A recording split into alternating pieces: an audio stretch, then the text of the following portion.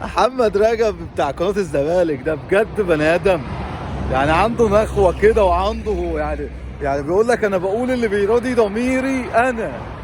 والله العظيم أنت ما عندك ضمير يا عم محمد يا رجب، والله ما عندك ضمير، والله ما عندك ضمير. ولو عيالك شبهك تبقى كارثة، تبقى كارثة قسما بالله لو عيالك شبهك أو مصدقينك. طلع يقول لك الجمهور الحقيقي غير الجمهور اللي شتم، والجمهور اللي شتم هو اللي مشى فريرة، وهو اللي مش عارف مشى اوباما، وهو اللي مش عارف مشى مين. هو حتى دي فيها حقيقي؟